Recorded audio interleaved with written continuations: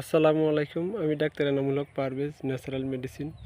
আমার চেম্বার হচ্ছে Marjan medicine corner, চৌরাস্তার মোড়, ডাক বাংলো সড়ক, লালমোহনগোলা। আমার আজকের বিষয় হচ্ছে, আমাদেরকে অনেক রোগী বলে যে আমি যে খাবারটা খাই, খাবারটা হজম হয় না, পায়খানা হয় না, খাবারটা ডিসকমফোর্ট হয়, পেট জ্বালা পোড়া হয়, হজমের সমস্যা কথা অনেকে বলে। হজম তো আসলে মূল কথা হচ্ছে, আমরা যেই খাবারটা খাবো, খাবারটারে আমরা 100% চিবিয়ে খাবো। মুখ থেকে হজম করে স্টোমাকে আমরা দিতে হবে। কারণ আমরা যেই খাবারটা খাই, আমরা হজম প্রক্রিয়া শুরু করতে হবে মুখ থেকে। কারণ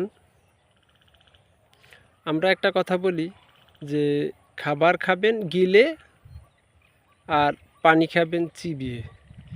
এই কথাটার মূল অর্থ হচ্ছে, আমরা খাবার খাবো গিলে, কারণ খাবারটারে যদি আপনি 100% এক লোকমা খাবার মিনিমাম 40 বার বা 100 বার চিবান, তাহলে এটা লিকুইড হয়। লিকুইড হলে এটা যদি খাবারটা খান, তাহলে এটা গিলতে আর আপনার কোনো সমস্যা হবে না। আপনার পুষ্টিগুণটা অ্যাবজর্বেশনের জন্য খুবই ভালো একটা কাজ করবে। এটা সরাসরি ক্লোনের চলে, ইসোফেগাস দিয়ে স্টোমাকে যাবে, স্টোমাক থেকে ক্লোনে যাবে, ক্লোন থেকে আপনার পুষ্টিগুণটা পুরো বডিতে পাঠাবে। কারণ মুখ থেকে হজম প্রক্রিয়া যদি আপনি শুরু না করেন, তাহলে কারণ আমাদের মুখে এক ধরনের স্লাইভা আসে, স্লাইভার সাথে আমাদের একটা গ্ল্যান্ড আছে এই মুখের পাশে। এই গ্ল্যান্ড থেকে এক এক ধরনের অ্যাসিডিক এনভায়রনমেন্ট আছে, এটা মানুষের স্লাইভার মাধ্যমে হজম প্রক্রিয়ার কাজ শুরু করে দেয়। এজন্য ভাতটাকে, যে কোনো কার্বোহাইড্রেট খাই, শাকসবজি খাই, যাই খাই, আমরা 100% চিবিয়ে খাবো। আর পানিটারে যদি আমরা বলি যে পানিটারে চিবিয়ে খাবেন, কারণ আপনি যদি পানিটাকে একটু চিবিয়ে খান, তাহলে আমাদের এই যে গ্ল্যান্ডের থেকে, মুখ থেকে এক ধরনের স্লাইভার সাথে যে এনজাইম আছে, এই এনজাইম, এই একটা গ্ল্যান্ড আছে, গ্ল্যান্ড থেকে এনজাইম উৎপাদন হয়ে পানির সাথে, যদি পানিটা আমরা পানির সাথে মিশে এটা পেটে গিয়ে হজম প্রক্রিয়ার সাহায্য করে। এই জন্য আমরা পানিটার একটি চিবিয়ে খেতে, মানে আস্তে আস্তে খেতে বলি। আর আমরা যদি শক্ত খাবার খাই,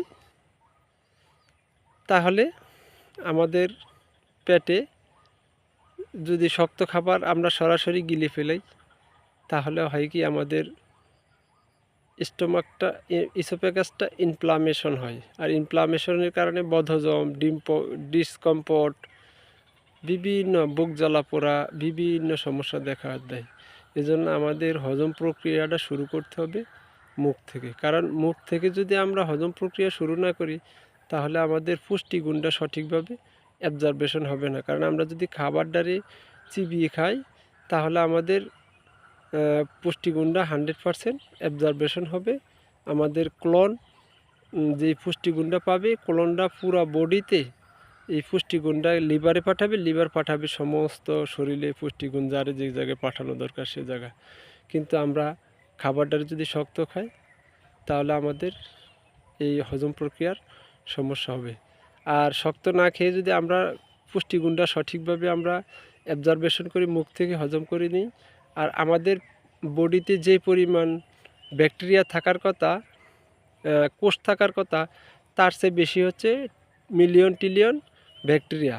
আর এই ব্যাকটেরিয়া যদি আমাদের না থাকে, এবং পেটের অ্যাসিড লেভেলটা যদি সঠিকভাবে না থাকে, তাহলে আমাদের পেটের হজম প্রক্রিয়ার সমস্যা হয়। এজন্য আমরা খাবারের সাথে একটু, খাবারের আগে যেমন প্রোবায়োটিক নিতে পারি, যেমন আপেল সিডার ভিনেগার, একটু লেবু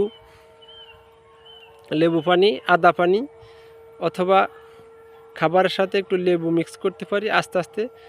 আর খাবারটারে আমরা যদি 100% চিবিয়ে খাই, তাহলে আমরা খাবারটার যে সুস্বাদুটা, এটাও আমরা একটু এনজয় করতে পারবো। এজন্য আমরা খাবারটারে 100% চিবিয়ে খাবো, যাতে আমাদের হজম প্রক্রিয়া মুখ থেকে শুরু হয়।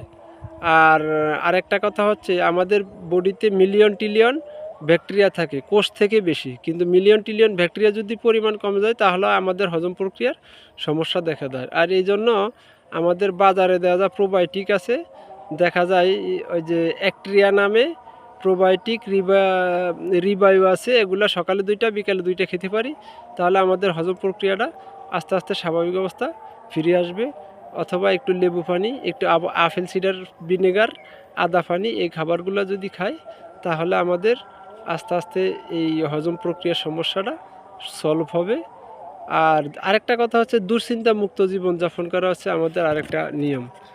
আর আমাদের খাবারের আগে মিনিমাম 1 বল সালাদ খাবো। আমরা যে খাবারটা খাবো খাবারটা কি সিনথেটিক কিনা এটাও নিশ্চিত করতে হবে। খাবারটা আমরা 1 বাটি সালাদ খাবো, শাকসবজি প্লান্ট বেস খাবার বেশি খাবো।